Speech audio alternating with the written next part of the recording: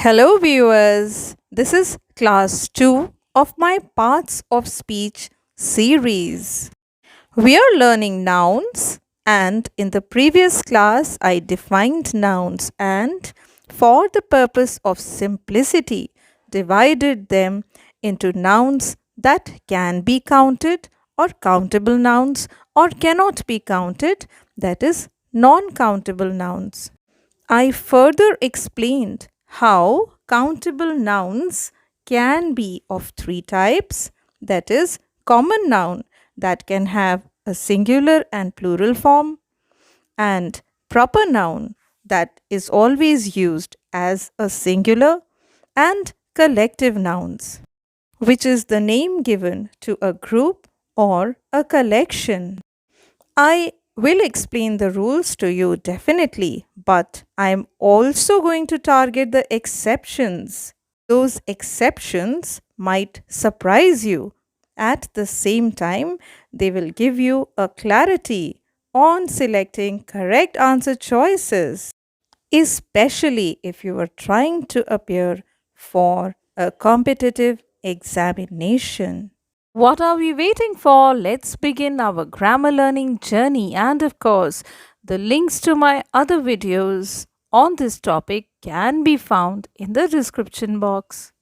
So, these are some examples: a herd of elephants, a swarm of bees, a bunch of grapes. Now, let us understand this phrase a little better. I can say a herd of elephants, but when I use it the second time in my writing, I might refer to it only as a herd or the herd. I use it as a singular noun. That is the important part of understanding this collective noun. When we talk about a part of the collection means the collective noun only, is the collective noun. Jury is a collective noun of judges. Okay, so we say the jury has arrived. Okay, but if we talk about individual members of this jury at that time, we will say the jury have taken their seats. I will not say the jury has taken their seats or its seats. Okay, now a committee of members, this is also a collective noun, but when used as a part of the collection, I say the committee have arrived by different trains. So, this is an exception to the rule that I wanted to explain. Now, let me take up the second type of noun, or they are called non countable or uncountable nouns. These are the examples. We cannot count the nouns because of two reasons. What are these two reasons? Number one, it is impossible to count these nouns. Why is it impossible? Because they might have an abstract nature. For example, water, air, temperature. We cannot count water because it's liquid. We cannot count air. It has a body, but it's not possible to count it. We cannot count temperature because it's abstract in nature. Okay. Second reason why nouns cannot be counted is because it is highly unlikely that we are able to count them. For example, here it's because of their mass or their minute structure. It is really unlikely because of their mass or minute structure. Okay, sugar, for example, rice, for example, there are too many in number. Or sand, it's too small to be counted. Therefore, we cannot count them. Now, let us look at some categories of non-countable nouns.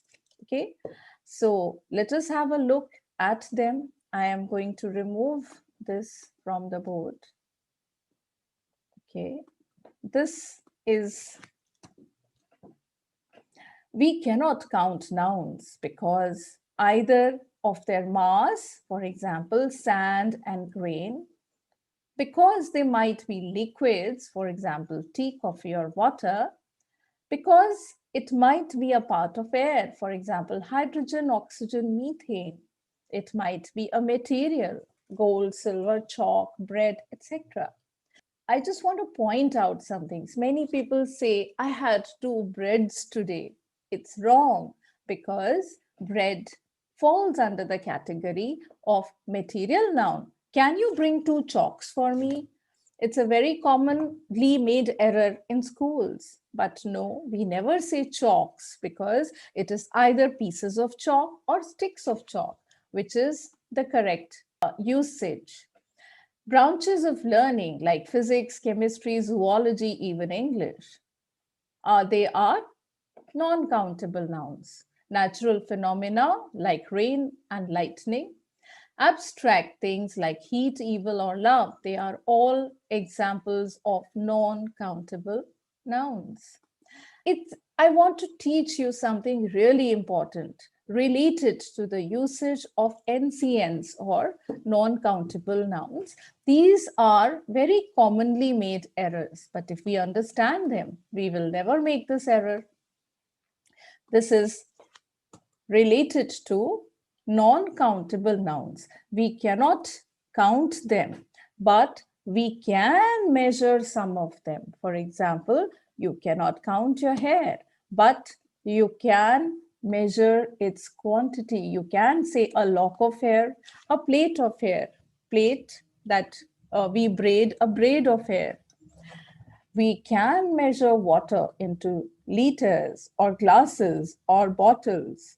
We can measure air also in the form of maybe a test tube of chlorine, cylinders of oxygen, loaf or loaves of bread.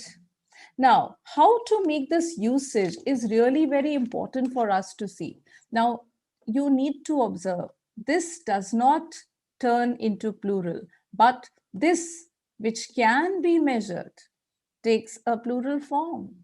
This is singular, but cylinders here is plural. If I had two slices, I would say I had two slices of bread. If I buy three loaves, I will say I purchased three loaves of bread. And this is how we measure non-countable nouns, and we make a usage of it in this way. Now, I'm going to come back to the singular and plural form of countable nouns. So I finish my definition of countable nouns. What are countable nouns and what are non-countable nouns? Why they cannot be counted. And after this, I am now going to teach you the singular and plural of countable nouns and how to make them. Of course, it sounds to be really very simple, yet many times errors are hidden here only.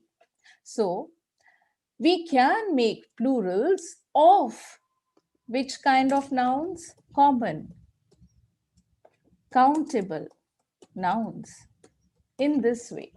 The first way of making plural from the singular form is by adding s. So if I have one, I say boy. If I have more than one, any number, then I make use of boys. There are some nouns that end in a more complex way. For example, nouns that end with sh or ch or double s or x or o, we add es to them. All right, so brush changes to brushes, catch to catches, class to classes, and so on. Then, if we have a noun that ends with y, we remove y and add ies. And here are my example: cherry to cherries, candy to candies, and so on.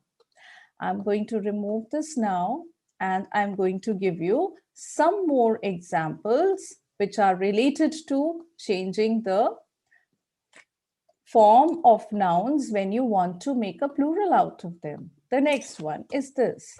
By changing the last syllable, if a noun ends in F, then we change the last syllable and change it into VES. That's all for today. But do wait for the rest of the series. Keep watching my videos, and if you learn from these video lessons, do like, share, comment, and subscribe to my channel. Check the description box for the latest updates. Stay connected, keep following my grammar classes, and of course, you can get your doubts solved through the comments box.